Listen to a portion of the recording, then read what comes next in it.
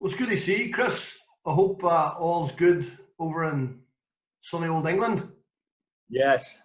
It's all right. Doing all right, mate. It's okay. You guys all right?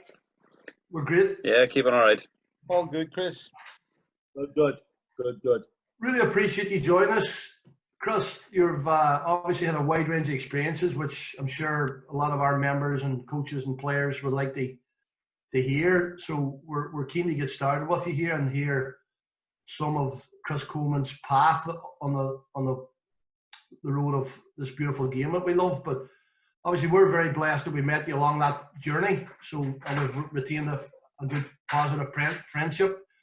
So we appreciate all your endeavours here with us today. So I'll just kick it off here, Chris, with your early career. Obviously you're from Swansea. What was your early development career in the Swansea area with you as a young developing football player before in your childhood years? Yeah, it's funny actually. You've asked that question. I think this week one of my best. I've got 4 best mates since I was 5.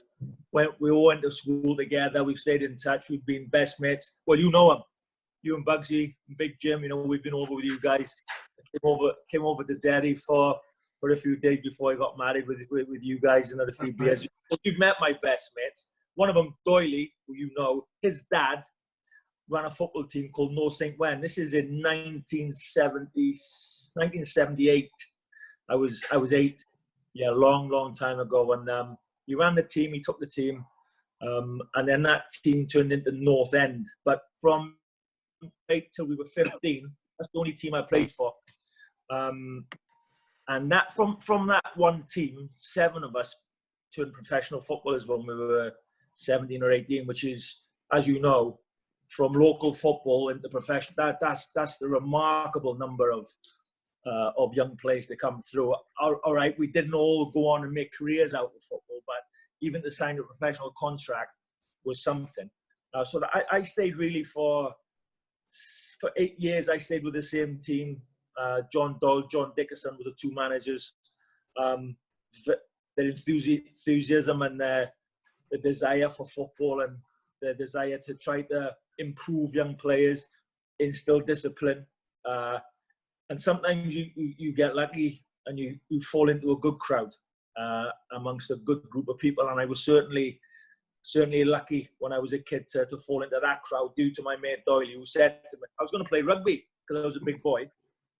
And he said, don't play rugby, come and play football. So Swansea asked me to go and play rugby for trials. And Doyle said, no, come and play football. Don't worry about the rugby. So then I ended up playing football, thankfully for me. Now I know what Bugsy and Keegan are saying. I used to play football like a rugby player. So before you get mention that myself. You must have been a good rugby player then as well. I was flankers when I played rugby. I was like out of all the nonsense, away from all the tackling. I got hit once or twice on the rugby pitch, and it's a completely different game. The rugby is very, very, very tough, and full respect to them boys. But football was always in my heart, really, Keys. And you know what it's like, even at that young age, and it never changes actually. When you're playing when you're 7, 8, 9, 10, you start playing with young teams. You start having relationships with new friends, and you get that togetherness, that team spirit, that team bonding. It never changes, even when you're professional. It doesn't matter what level you go to. It's the same feeling. That feeling never gets any better when you score and you win, or if you lose or you make a mistake and it costs the team. All those feelings are exactly the same as when you're young, as when you're a professional footballer or an international footballer. And if you're lucky enough to go on to that level. But all the feelings, if you love football and you love it in the right way, those feelings never ever change, no different. Them 2 guys, just saying that, Chris, them 2 guys must have created a great community there at that club for so many players to go on and be professional players as well. That's incredible. Like, it's from 7 players. But Bugsy, they were brilliant. So you had Doyley's dad, John Doyle, who was the disciplinarian. Wouldn't have there was no heroes, there was no superstars. And when 1 or 2 of us started to show a bit of promise and we were getting a little bit of publicity, he just jumped straight on that just to make sure, you know, we calmed our fires, make sure we was on the straight and narrow. Then you had the other guy, John Dickerson, who had the personality that he'd come round, put his arm around you and, you know, tell you how good you were and how important it was just to be with all the rest of the players on the same level. So those two guys had a fantastic balance.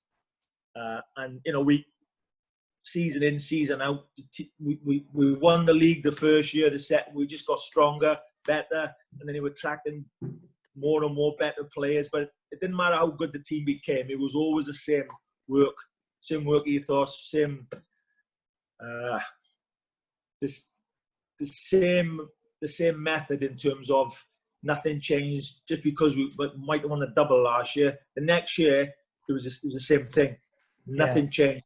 The attitude towards us was always the same, and they expected us to show the same attitude back. And it was brilliant for me to be involved in with two fellas like that.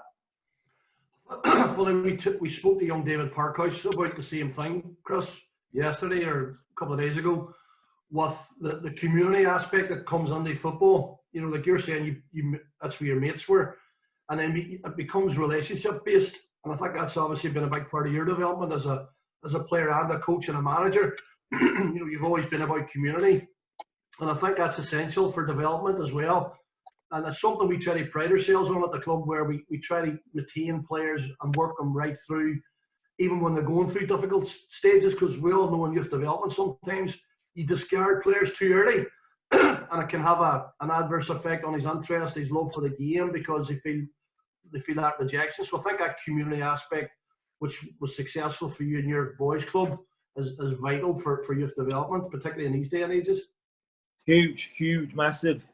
Coaches at the youth level and certainly in the community, and coaches' mentalities and personalities of the coach at that young age, young tender age, where, you know what, there's nothing like football to make you feel like you're the king or to make you feel like you're absolute nothing. And that's what football can do to you. If you don't learn how to manage expectations and you don't have somebody to guide you and tell you, look, when people are telling you you're the best thing that's ever happened, you're really not. And when people are telling you you haven't got a chance and you're not very good, you're not that either. You just need experienced people with good personalities with young boys at those tender ages. Because, you know, I've witnessed when it's gone the other way, when they've had the wrong personalities around them who build them up and want to be their best friends when they're winning and they're showing loads of promise. And then when that turns and they're not doing so well, then they discard them and they don't want to know them. And that really messes, certainly with a young, maturing mind, that really messes about with them. So it's really super important that young players have the right personalities, the right coaches with the right mentalities around them to guide them and just keep them nice and calm, keep them focused. And at the end of the day, you know, we're talking about human beings, they're not machines. You know, they need to have a little life outside of football. Obviously, they can be focused and work hard. They still need to have a relax. And people need to understand that. Certainly when they're young as well, it's just as important that they have relaxed time with their friends and having a good time and a nice time. Just as much when they come and work and they're working hard and they stay focused, they need a little bit of both, because too much of one thing is never a good thing. Yeah, definitely. Just on that, Chris, see what you're saying about, you know, obviously you've been a young player and you got the opportunity to go into professional football, which, as you know, it's so difficult to do. You went to, obviously, and the Man City was your first club, wasn't it? And yes. Then them things that you're talking about, how did that start off for you, and what type of club was it, and then what was your own development then from that stage? It's really, you know, it's really important actually. It was from the age of about 9 when I started to show some promise in Swansea, and then by 10, 11, like Swansea City was showing interest. There was other clubs showing interest in me, and, you know, when you're young and you think, oh my God, all this attention is really exciting. And I got to the age of 14. I went to Man City, had a trial, and then they offered me a contract. I signed for Man City at 14. But of course, being a good player in Swansea and then going to Manchester, where at that time they had the pick of all of England at the time. They just won the FA Youth Cup. They had the best young team. And then I was thrown in with that lot, and it was chalk and cheese, it really was. And I found out that when you go up a level, you really got to have a good mentality, or the right mentality, because you can quickly become disillusioned. Because what you can do with one team and what you can get away with one team, once you go up a level, you can't get away with things like that. I'm talking about training on the pitch. And it really is a steep learning curve. And it affected me when I left school and went to Man City. There were some great young players there. A guy called Paul Molden. David White was there, who went on to play for Leeds and England. He was a super young player, David. Andy Hinchcliffe was an excellent left back. Centre back, Stevie Redmond. Darren Beckford was a striker. His younger brother, Jason Beckford, who was my age, was the main man in England at the time, was a striker. He'd come out of, they just started Lilleshall, where they got all the young boys from England to spend 2 years at Lilleshall for schooling, training. And Jason Beckford at that time was as good as I've seen. He was outstanding striker. And I was thrown in with that lot. And it was too much for me. And I couldn't handle the level. I got homesick. So I went back to Swansea after about 7 or 8 months. And I said, I'm not going back because I'm not enjoying it. I hate my life. I'm going backwards. My father tried to talk me around and say, stick with it. And I said, no, even if I don't play football again, I'm not going there. Luckily, Terry Orloff was the manager of Swansea. He spoke with my dad. They spoke to Man City. Man City didn't want to release me. They wanted me to stay there, but I couldn't. I just couldn't do it. So thankfully, Man City said, okay, you can sign for Swansea. They agreed a contract that if Swansea sold me in the future, Man City got a third. And I went to Swansea, and then I was comfortable in my surroundings because I was going home to my parents every night and my sisters. I was around my friends and my football. And at Swansea, by the time I was 17, I was in Swansea's first team. So that's how it worked for me. I'd gone to a big pond, if you like, and I couldn't handle it. Man City was too big. Manchester was too big.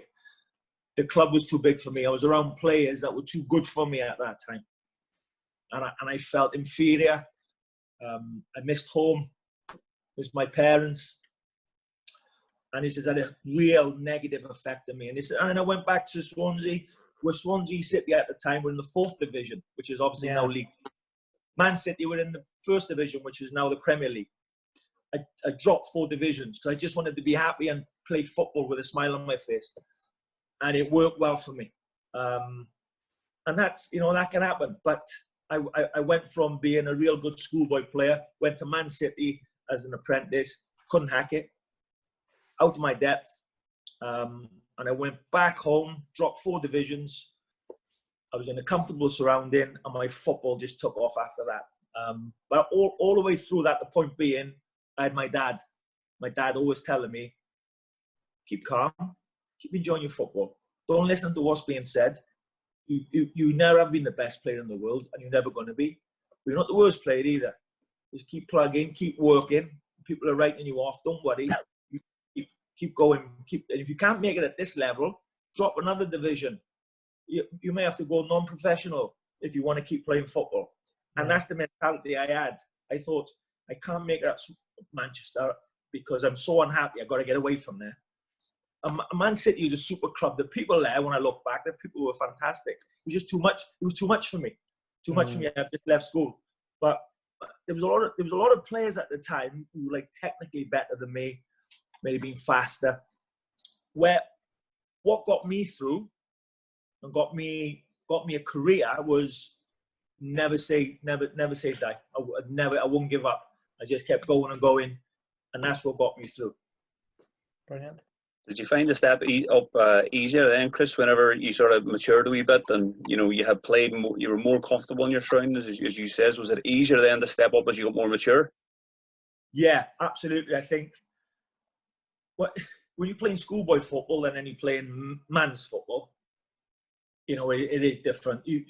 I come out of school playing with all my mates. I play for Wales under 15s, and I was playing occasionally for Man City's A team, But then when you go there and you're training with men, professional footballers, that's their livelihood. You know, they're on win bonuses, they need the money, they've got families to look after. It's not like it is now where everybody's earning millions of pounds. That wasn't the case.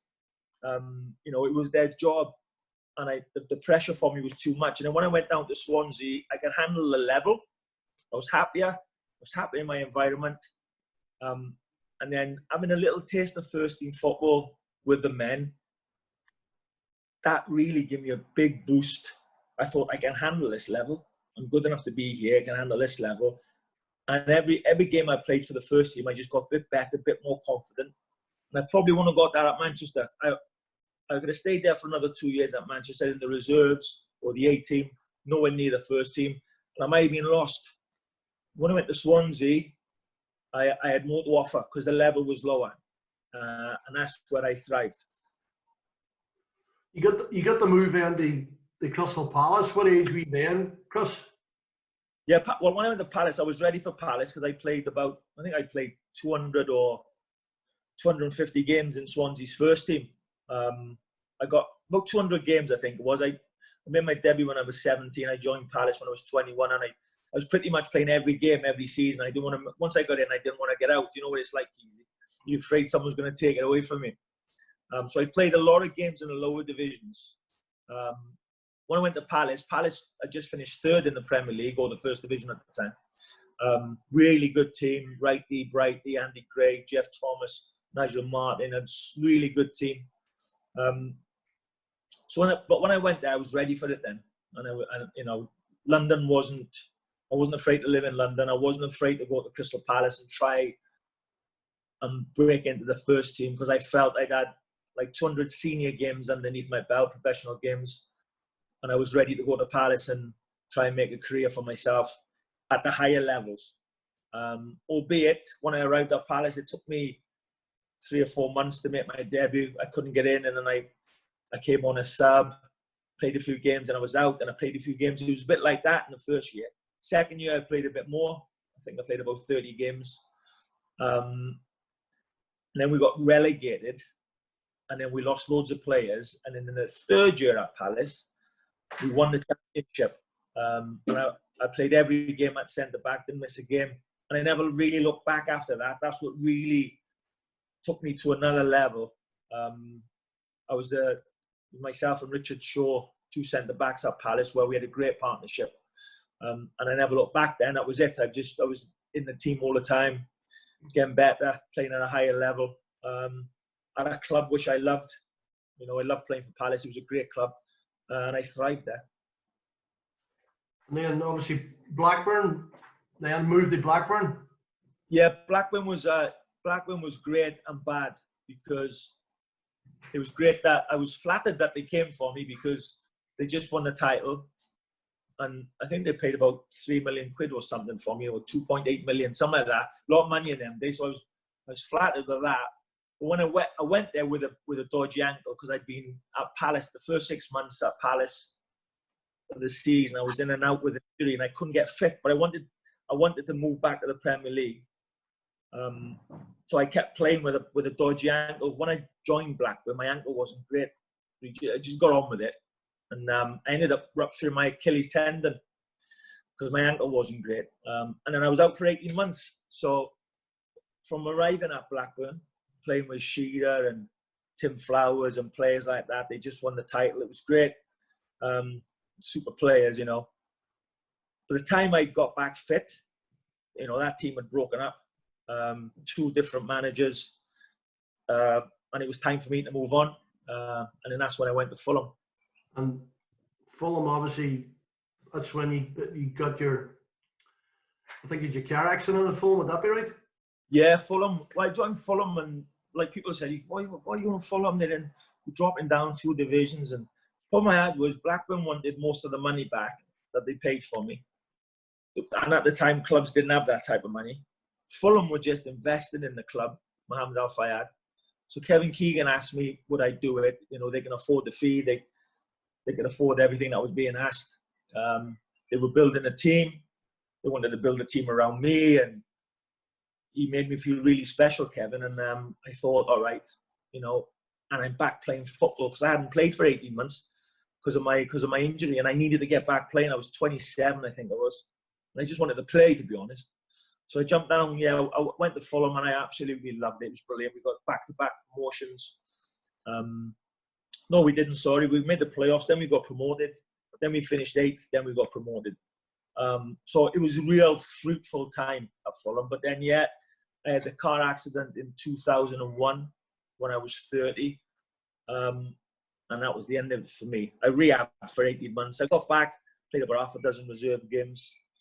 I come on for 5 minutes for Wales, which was my last game against Germany. But I knew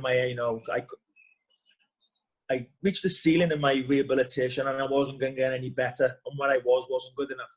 So then I retired, which was a sad time for me. Just finishing off your playing career, then, just Wales. What was your experiences of international football playing? You know, with I think you had 32 caps. What was your experience? Wales is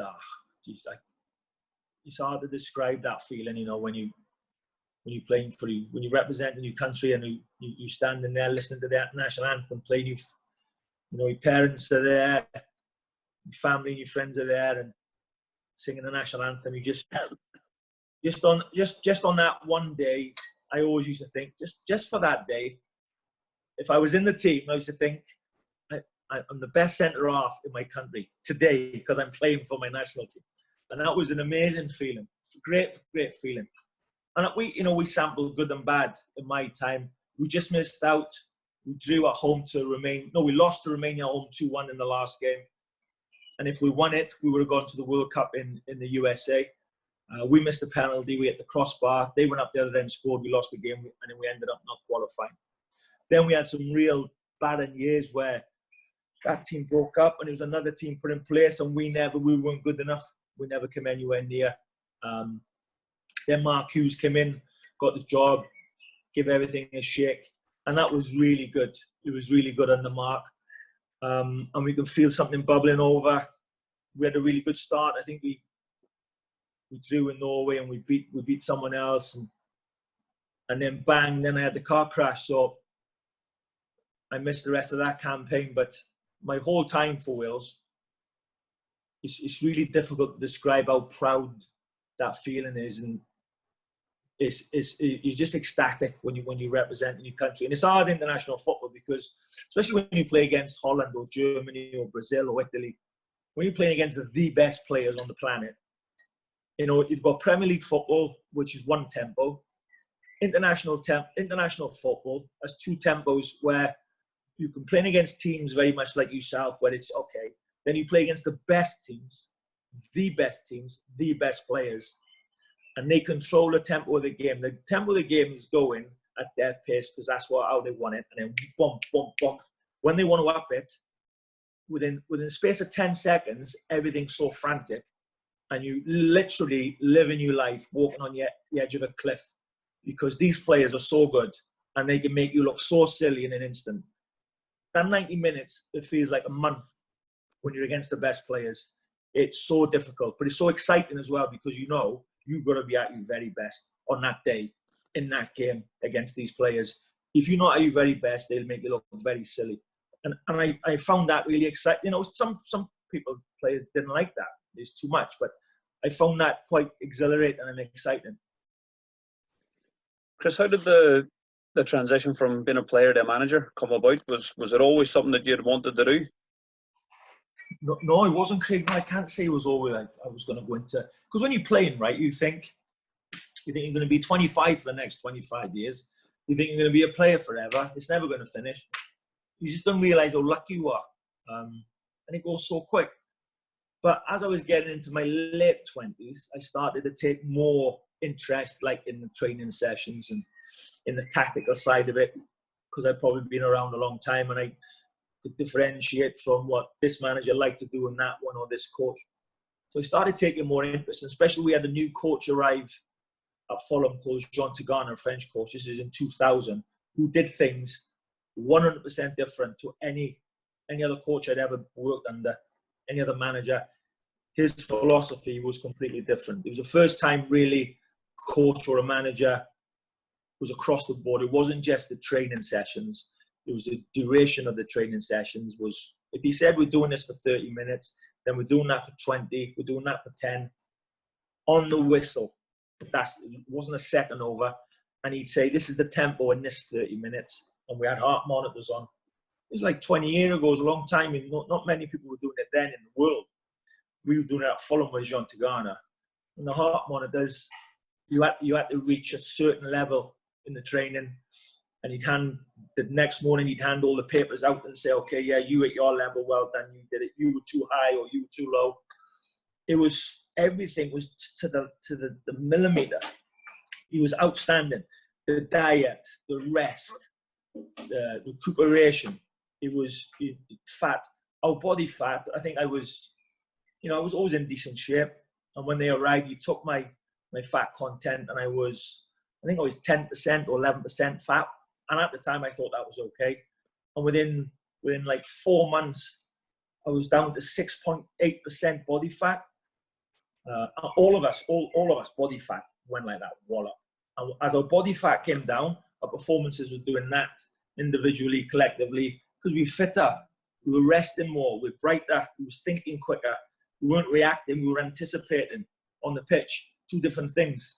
And that was because of his regime. It was absolutely outstanding. I learned more from him in terms of coaching sessions. Him and Christian Damiano, another French coach who was very good. And his fitness coach, Roger Propus, who was an absolute, he was Satan.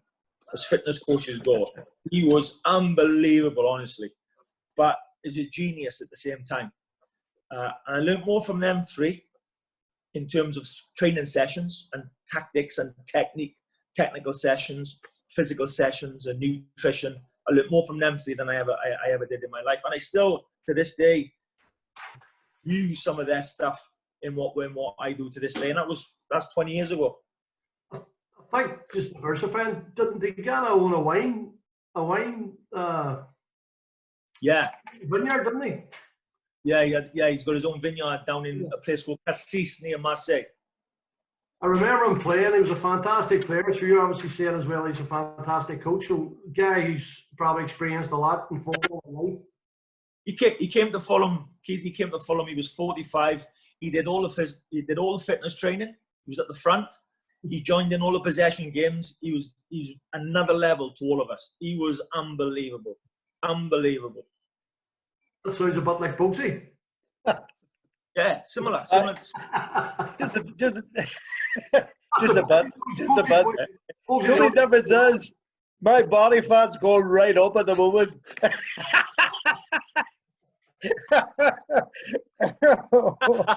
I always remember when you took over at Fulham, Chris, you remember you had a significant result at Old Trafford when I think he's went up and beat a really good Manchester United side. They were going for the title. If I remember right, it was a bit of a shock on the day. So obviously I remember it was my first season as the manager and we were doing well. I think we played him in about this September or October or something like that. I can't remember when, but we were doing well and so we got to Old Trafford and team sheet came in and he'd left like Paul Scholes out and Roy Keane. I remember saying to our place, he's not taking us seriously. Alex was taking us seriously. I was just trying to use a bit of psychological stuff with our players. And I said, he doesn't respect you. He's not taking us seriously. We got a chance here. And we came out of the blocks and we scored immediately. Lee Clark scored after about 5 minutes. And we got right just before half time. And we were doing really well. We could have scored another couple. It was 1-0 and just before half time, Furlong scored. And Furlong scored just before half time. So it was a killer for us. But we came out in the second half, took the game right back to United, and we ended up winning 3-1. 2 goals from Junichi Inamoto, the Japanese player, and Steve Marbronk to win it. And it was one of those days where we came back on the bus, and we were all sat in the bus. It was quite quiet on the bus. I think everybody was in shock. We couldn't believe what we just done. And I went in to see Alex after the game because you go into the manager's office when there was a draw, and I think I was in there for about 25 minutes. I think Alex said 2 words to me. 25. And was that was Alex, and but it was amazing. Yeah, it was a great experience. That you could go to Old Trafford and win. That's that stadium, Old Trafford, there's nothing like it. It's an amazing stadium, and so much history at the club, obviously. But it was a super day for Fulham Football Club. That. You were speaking there about the difference when Jonathan Tegana came on the Fulham. How did you find the difference when you managed in Spain and China? Oh yeah, I think my experiences abroad was Spain, Greece, and China. All different because of obviously different cultures. What I managed in Spain, I was actually in the Basque country in San Sebastian. So they don't class themselves as Spanish, they class themselves as Basque. And they were, we had to work hard to gain their trust. Because it's like a very insular community in the Basque country there. But once you gain their trust, they'll do anything for you. They really will. And it was brilliant, San Sebastian, real Sociedad. What a club that is. That's my biggest regret in my career, that I resigned. I should have stayed. And I was only 36, I think, or something.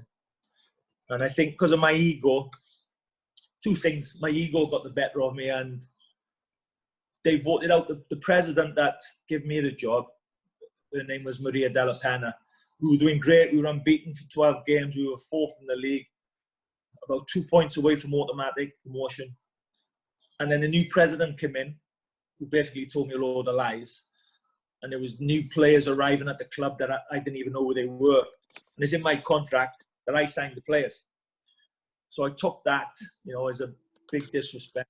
So I walked out with a really good contract. I had a 3-year contract. I walked out in the contract. But I had a great rapport with the people there. They were brilliant. And I left them on good terms. I just didn't get on with the president. And I should have shut my mouth and just got on with it. Because 6 months later, the president was voted out anyway. So if I could have just that period, I could have just shut my mouth. But I couldn't. And I was tired of fighting every day with him. And so I walked away, really. But I walked away from, we built a really good team. We were doing great in the league. It was a great feeling.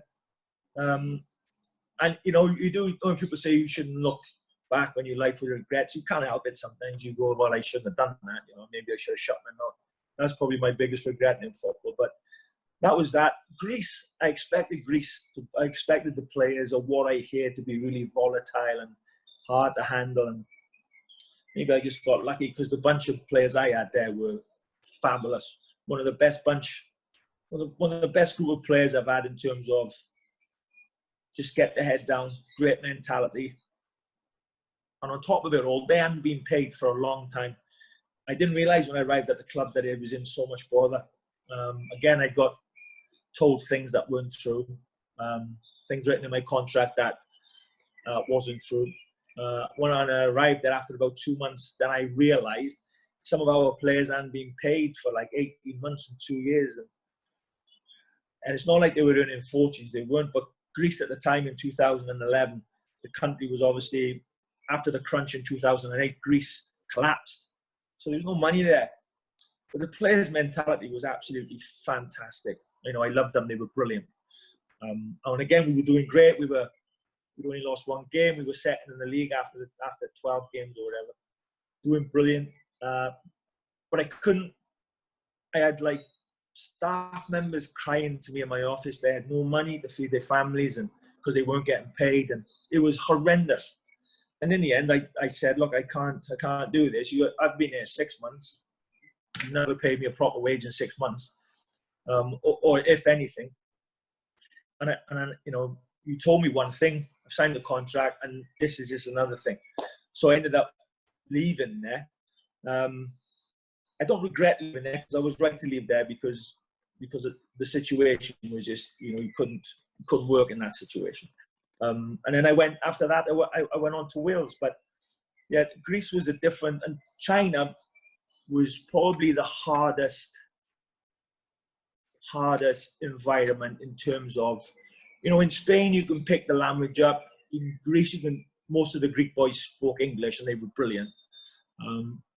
I could speak a lot of Spanish. I was there every day. It wasn't that difficult to pick up. Chinese is impossible. It's impossible. You could maybe pick up 5 words. You could say the same word, and it can mean 5 different things. It's just the way you throw your voice. So it's impossible. And that was a challenge because, you know, sometimes you show emotion in the dressing room or when you're coaching and you're delivering a session, and you have to show some emotion. You have to show your personality. But if they can't understand the word you're saying and they're always getting it secondhand from you, and I had a fantastic interpreter. He was a great guy. Everything had to come through him, though. Like, kind of, it dilutes you and waters you down. And I knew that what it would be like before I went there. I knew what the challenge would be. So that was a completely different challenge. I took my wife, and we got 2 young kids. You know, we lived in Beijing. We were there for a year. They went to school. And that was, it was a great experience. Very, very difficult, but it was a great experience. What do you think? Oh, sorry, go ahead, Keegan.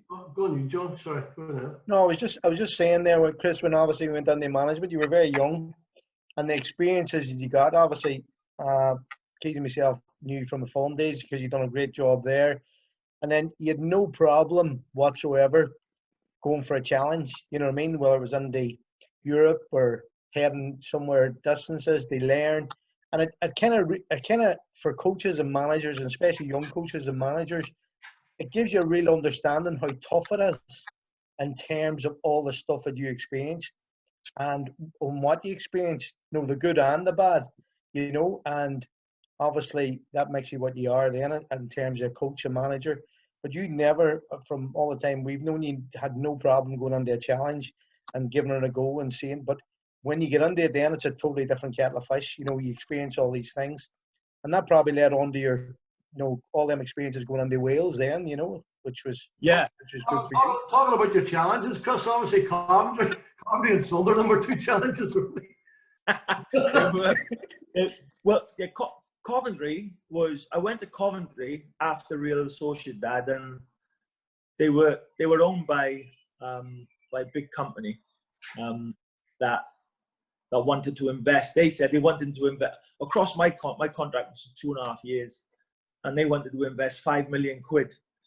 That's in like 2008, I think, or 2009. Which in the Championship you could do a bit of damage then. You know, you could get the spine of the team right with that. And then when we arrived, because it was a hedge fund company that owned the club, signed a contract. We stayed up because we got there with 15 minutes to go and they were 3rd from bottom. So we were in a relegation battle. We stayed up, brilliant. So then I thought, right, now we can start spending. Because we arrived at the end of January, beginning of February or something like that. Middle of February we went there. So we couldn't sign any players. We'd missed the transfer window. So we had what we had. Anyway, we stayed up. Won the relegation battle, and I was rubbing my hands. So, right, we've already had time to identify this one there. He's going to cost that. He's costing this. That's boxed. And when it came to it, they pulled the rug and said, "No, we're not going to.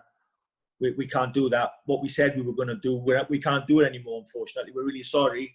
So just, you know, it's going to be this season will be a fight to stay in the league again." And that was a little bit. You know, it was deflating when you planning for one thing and then you end up getting another. And then we had to sell our best players. We had Scotty Dan and we had Danny Fox, we had Leon Best. We had to sell them all, and that was a real shame because my last year there we were 6th with 10 games to go, but our squad wasn't big enough.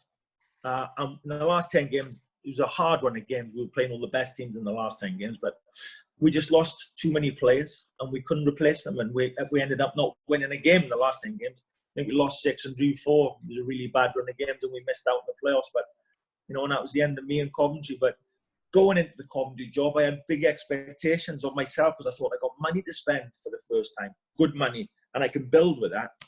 And then that wasn't the case. We ended up trying to build a team just to stay in the league, which was sad.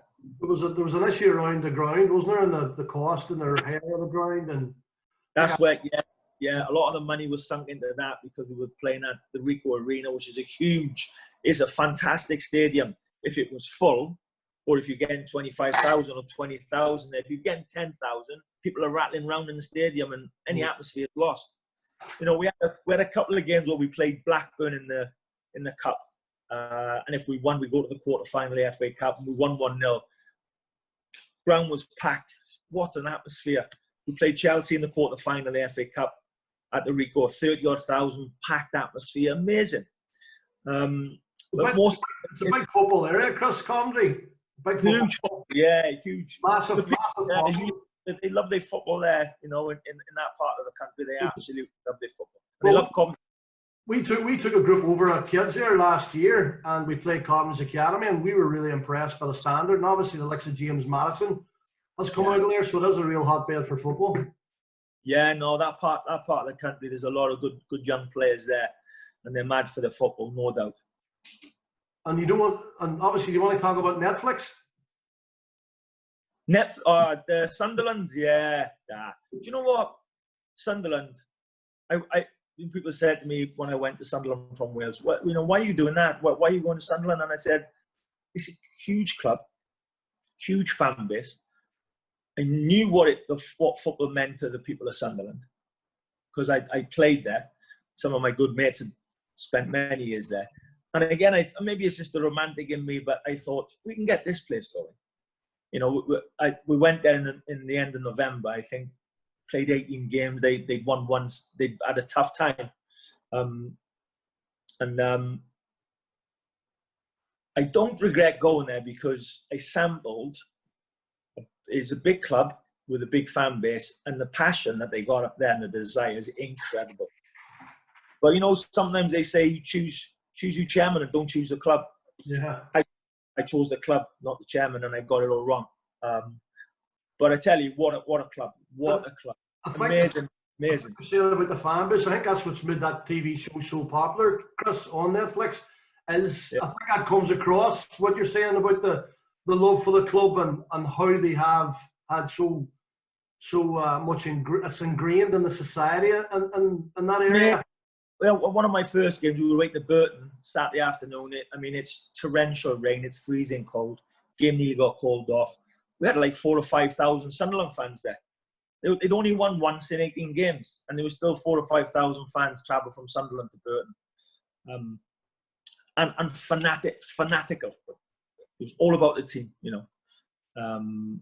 And that's what attracted me in the first place, because I just thought, if we can build something here, I knew exactly what type of team I needed to build to make it exciting for them. I wasn't going to build it in one transfer window, obviously, and I wasn't going to build it with no money in one transfer window. But I just thought, I knew the chairman was selling the club. I knew all that. I didn't realise that the chairman would never talk to me, or even be in the same room as me, or even answer a call. Completely ignored me. I never realised that would happen. So yeah, we felt a little bit, you know, he hung us out to dry there. Didn't understand why he got me there in the first place if he was going to do that. And yeah, it was. I can't watch the program on Netflix. Like, it's too painful for me, because it was such an opportunity in terms of if we could have got a bit of backing and got it going. I'm not sitting there giving excuses why it hasn't worked for me at this club or that club, because I probably would have made, and I would have made loads of mistakes as well along the way. I'll make loads of mistakes in my next job. You're always hoping you get a bit of understanding and a bit of financial backing, and you get a good group, and then things can be great. And if we'd have got that at Sunderland, it would have been out of this world, unimaginable what we could have done, because it's such a huge club. We got relegated, right, Keezy? And we had to go to the end of season player of the year do, which is at the club for all of the season ticket holders. And I said to my wife, I said, God, this is going to be one of the hardest nights, because I'm embarrassed that we've let them down, because I know what type of people they are and how fanatical they are about the club. And I just got a really bad feeling. So we get to the club, we get introduced into this big, massive room at the Stadium of Light where all our supporters are. They clapped us in. And it was embarrassing for us because of the way they acted towards us. They were absolutely impeccable, the supporters. There was no crosswords. There was no animosity. There was no criticism. just a load of understanding. And the supporters on that night, honestly, it was embarrassing for us because they showed what it should be like. And I just felt sorry for them. I really did. They were amazing. The thing about it is too, Chris, I think a lot of football people know when you're managing a club like that, you know, getting the right type of player in, having the money to get the right type of player, that transfer that you need. Do you know exactly what you want to do and how you're going to play? And then having a relationship with your chairman is vital importance of trying to get the success you need, isn't it? You know, it really is. And their bugs, right, Sunderland, the right. Sometimes good players don't fit. They're not a good fit for every club. They may be good enough ability-wise, but different clubs have different feelings at different clubs. Sunderland, I said it to many people, you can't go to Sunderland if you haven't got a bit of heart. You have to have a bit of heart to go there if you want to play football. Because they absolutely demand that. You put the jersey on, it's the one thing they demand. And they'll forgive you, you know, for a misplaced pass. And they'll forgive you if you make a mistake, but you trying. They will not forgive you, and they'll never forgive you. And if you do it repeatedly, if you let them down, or you're not showing enough heart, and you're not showing enough desire, they won't have you. They just won't. It's not even a nearly. You were done.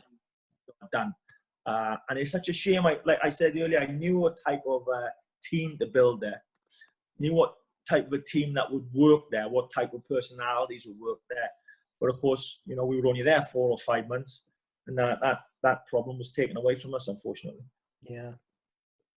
Disappointing for you. What's obviously moving on to Wales, Chris, we had an outstanding spell with the national team.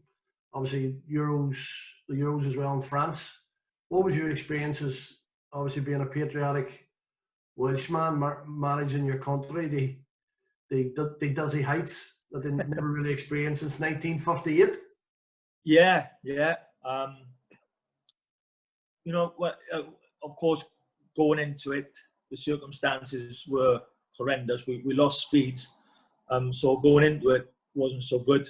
And that experience was, you know, that affected me for some time. But much of my first campaign wasn't very fruitful. It was very, it was a real bad feeling, you know. I was being heavily criticised by everybody in the media, and some of the ex-players there were really quick to jump on the bandwagon.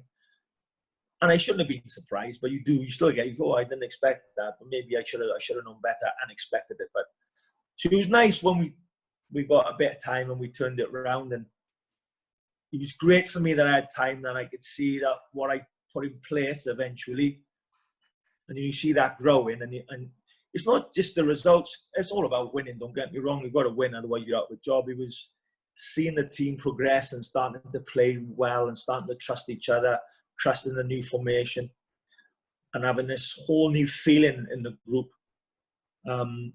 where it was tough in the first campaign. We kept losing loads of players.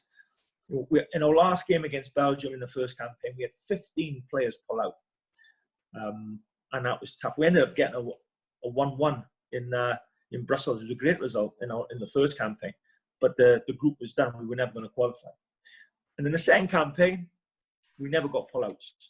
It was amazing. It all came together. Everybody wanted to be there, be a part of it. So to see it turn into that was an amazing feeling. It was, you know, it's a little bit like watching your little one grow and improve, and then he or she goes and does something in her field and absolutely becomes a success of it. And watching the Welsh players doing what they did, because we had a lot of young ones coming through as well. So to see them do and go on and do what they did was really, really pleasing. What was the significant change then, Chris, from the first campaign to the second? What would you put it down to? This is going to sound conceited and big-headed, and I promise you it's not. It's actually a criticism of myself. It was me and my approach to the players, where the first campaign, I was trying to do things that Speedy was doing, because it was working for Speeds. So of course I knew what he was doing and how he was doing, and I tried to continue that, because what when I did the interview, I was told, really, look, keep doing they've been doing because it's working and they're winning. So I said, okay. And of course, it didn't work for me because it wasn't my beliefs, it's someone else's beliefs. And players are not stupid. They know when you say something to them and you mean it, and it comes from your heart, and that's what you want. Or when you say something but you don't quite believe it, and they're thinking, if you don't believe what you're saying, why should I believe what you're saying? And they're dead right. So a lot of it was down to that. And a lot of it was down to the first campaign, the negativity that we were all still in mourning. You know, we just lost our mate. And you're special boy, Speeds. And, you know, so we were all still like, I don't think anybody was ready to win or ready to roll their sleeves up out of respect for him. And that was a lot of it. And a lot of it was down to me in terms of wasn't doing what I wanted to do. And I wasn't asking the players what I wanted of them. And that changed in the second campaign. And I really had the attitude of, look, I've probably got 2 or 3 games in this campaign, and if it's not happening, I'm out. So why not just do it exactly how you want to do it? And then you can live with it. If it goes wrong, you can live with that. And that was my attitude in the second campaign. And, you know, even after the first game, we were away to Andorra, where we were expected to win 3 or 4 or 5-0. And we were 1-0 down after 5 minutes. And it was 1-1 with 10 minutes to go. And, you know, if we draw that, then probably out of the job, and we win it 2-1. And that's football. And after that, we never looked back. And it could have easily been a different story, you know. Well, obviously the Euros and that run on the Euros right up to the Belgium match, you know, was a Belgium match. I still remember watching it. Obviously, in football, we've all got life moments, and we were obviously rooting for yourself because we know you so well. And it was a really, really fantastic performance and a couple of outstanding goals. So they had a real traditional type goal with Sam Vokes. Who? Sam Vokes. Sam Vokes, aye. And then obviously... Actually, Williams got the first one from the corner, the header. Oh, right. And then how Robson Carnew with the Cruyff turn. Brilliant. Yeah. Absolutely brilliant. Yeah. But that result alone, Chris, obviously was, you know, because Belgium were that generation that they have got a player, you know, was outstanding. Yeah, Belgium is still, I think they're still in the FIFA rankings, they're number 1. They've been number 1 or number 2 in the world for the last probably 6 or 8 years. Incredible group of players. And going into that game, we had a real tough game against you guys, against Northern Ireland. It's really hard. It was just as hard as the Belgian game because Ireland made it really hard for us. We never got into a rhythm. We never got into our flow. It was 0-0. The big, strong boys, really well organised. Michael Adam well organised. Good from set plays. 0-0, and, you know, and then when we scored, that meant Ireland had to come out a bit more again, which helped us then in the game. But hard game that was. The Ireland game was a hard game. And so going into the Belgium game, and everybody, all the Belgian public were rubbing their hands because they were playing Wales. But the Belgian players weren't, because I spoke to them after the game. I spoke to 1 or 2 of them, and they said, as soon as we knew we were playing Wales, because the previous games, we'd lost once in Cardiff, 2-0. Then we drew in Brussels 1-1. Then we drew 0-0. Then we beat them in Cardiff 1-0. So the previous 4 games, we'd lost 1, drawn 2 and 1-1. And we'd always given them a hard game. So they were wary of us, Belgium. And I just thought we had their number. I was not quite confident, but most people were saying, well, they've done really well to get this far, you know, and now it's Belgium. We never thought that at all. We thought we were in with a really good shout, you know, when I think we had every right to think that because of the previous 4 games with Belgium. And on the night, it wasn't like we were hanging on for night. We played some great football. We made lots of chances. They made their fair share of chances as well. But overall, we really deserved to win that game. Yeah, definitely. All the stuff that you're talking about is brilliant, you know, and it's great insight for, you know, all the coaches and young managers and stuff. We obviously have quite a few young coaches and young managers at our club now at the moment. What type of advice would you give a young coach now coming up who obviously wants to, you know, learn, improve, and how you can help kids and how you can help young players, what type of advice would you give them? Ask questions, and don't be embarrassed to ask a question, because sometimes when we don't know something, we're too embarrassed to ask because we think everybody else knows it, but they don't. Ask a question, no matter how simple you think it is. If you don't know it, ask a question, and that's how we learn it. Study the game. I'm still studying the game because nobody is a master. You know, there's no experts. You show me an expert on anything, and I'll show you someone that knows more and more about less and less, because you've always got to keep studying and keep looking and keep trying to learn. You know, that never changes. But ask questions. Ask questions. If you don't know anything, ask questions, and don't be afraid. Whatever type of personality you are, you have got to get that true personality of your own. You've got to get it across and not be robotic and not try to be like something that you're not. I've done it. I've done that so many times myself. I've been doing it 15, 20 years, and sometimes I've said something or I've put a session on, and afterwards I'm kicking myself because I thought too robotic, trying to remember too many things, trying to be too clever. Just be yourself, whatever your personality is. Let that come out. As long as you're content, you know what you're doing in whatever session, however you believe you should play. Don't hold your true self back because people see through that. Just relax it within yourself, trust yourself, do what you want to do, and just accept the circumstances. Brilliant. I know from our personal point of view, obviously knowing yourself and getting to know you, that you give us a lot of good advice, and you've helped us on your journey, and we've enjoyed watching your journey, and obviously we want to see how successful you will be again, which you more or less will be as well, Chris, you know, in terms of the next job and stuff. But it's been brilliant, you know, today, obviously all your experiences and all the stuff that you've chatted. I think it's going to be brilliant for our parents, our players, our coaches, and obviously the wider football community over here as well. So it's really, really fantastic speaking to you. No, it's always great to speak to you guys. We're going back 15 years when I first came over to Derry. It's a long time, you know. And it's about 15 years is right with the golf. But obviously doing the licenses together, yourself and John doing the pro license, and then obviously my association with you through the IFA when you were coming over and visiting, doing your education and your benefits of you know, providing sessions, etc. for the IFA on their summer courses, which was excellent. I always remember spending good quality time.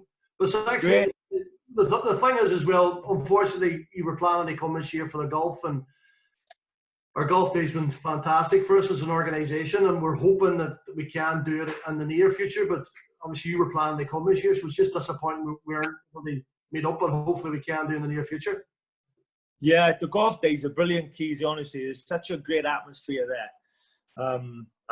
Because of work, I haven't been able to come over, but now I'm out of work, so I'm gutted that this has happened because we was all ready to come over, and I was really looking forward to it, you know. But